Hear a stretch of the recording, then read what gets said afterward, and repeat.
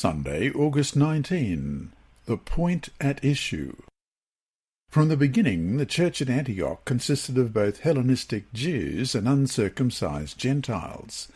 We read about that in Acts 11, verses 19 to 21.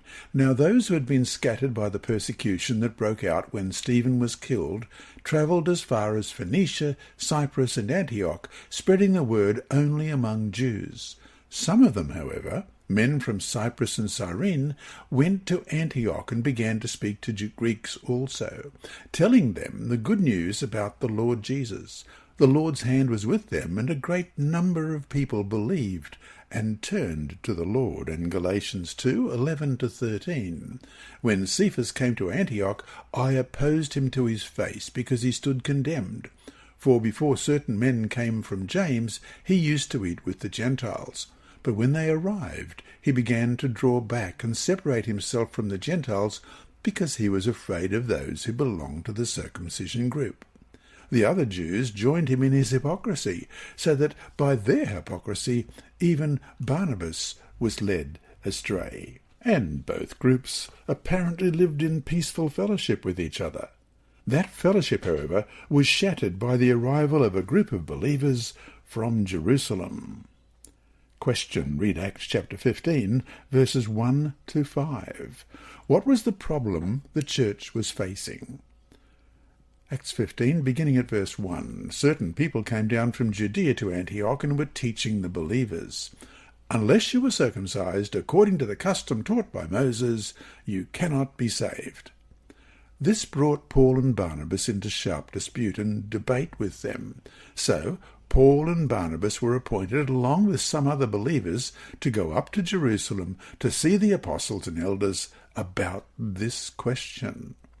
The church sent them on their way, and as they travelled through Phoenicia and Samaria, they told how the Gentiles had been converted.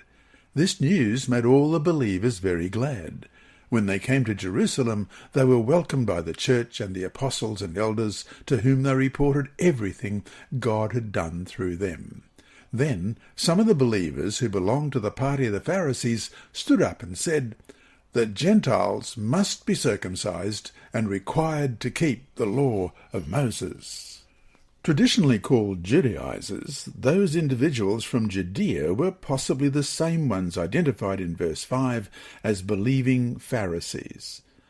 The presence of Pharisees in the church should not surprise us, as Paul himself had been a Pharisee prior to his conversion, as we read in Philippians 3:5.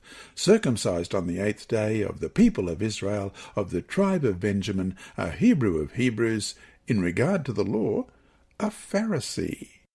This group seems to have gone to Antioch on their own initiative, as we read in Acts 15:24. We have heard that some went out from us without our authorization and disturbed you, troubling your minds by what they said. Though another episode that also took place in Antioch some time later shows that most Jews, including the apostles, were not very comfortable with the presence of uncircumcised Gentiles in the church. And Galatians chapter 2, verses 11 and 13 reads, when Cephas came to Antioch, I opposed him to his face, because he stood condemned. For before certain men came from James, he used to eat with the Gentiles. But when they arrived, he began to draw back and separate himself from the Gentiles, because he was afraid of those who belonged to the circumcision group. The other Jews joined him in his hypocrisy, so that by their hypocrisy even Barnabas was led astray. In his epistle to the Galatians, Paul does not speak positively about the Judaizers, dubbing them as troublemakers and false brothers. Galatians 1:7 reads, which is really no gospel at all. Evidently, some people are throwing you into confusion and are trying to pervert the gospel of Christ.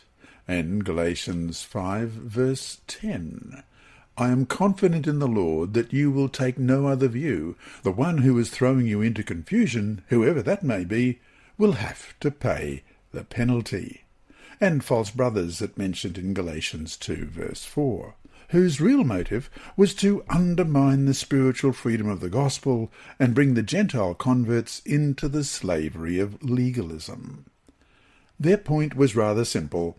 Unless the Gentiles were circumcised and keep all the other Jewish ceremonial laws, they could not be saved.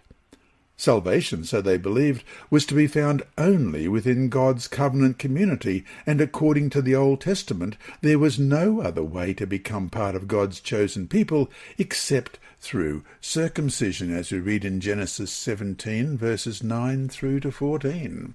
Then God said to Abraham, "As for you, you must keep my covenant, you and your descendants after you, for the generations to come. This is my covenant with you and your descendants after you, the covenant you are to keep. Every male among you shall be circumcised.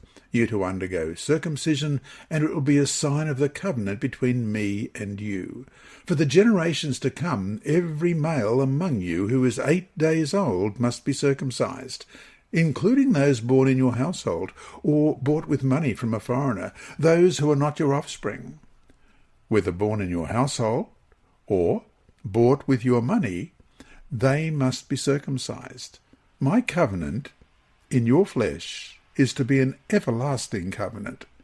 Any uncircumcised male who has not been circumcised in the flesh will be cut off from his people. He has broken my covenant." And Exodus 12:48 reads, "A foreigner residing among you who wants to celebrate the Lord's Passover must have all the males in his household circumcised. Then he may take part like one born in the land. No uncircumcised male may eat it."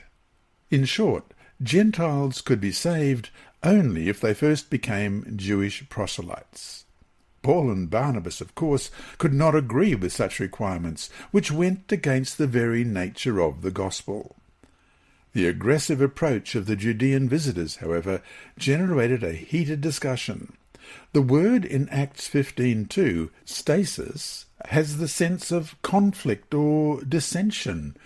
Let's remind ourselves from Acts 15:2. This brought Paul and Barnabas into sharp dispute and debate with them. So Paul and Barnabas were appointed, along with some other believers, to go up to Jerusalem to see the apostles and elders about this question. Yet the matter was too important to be dealt with at the local level only. The unity of the church was at stake. The Brethren of Antioch then decided to send a number of delegates to Jerusalem, including Paul and Barnabas, to find a solution. So to finish today, put yourself in the position of the Judaizers. What arguments could you make for your case?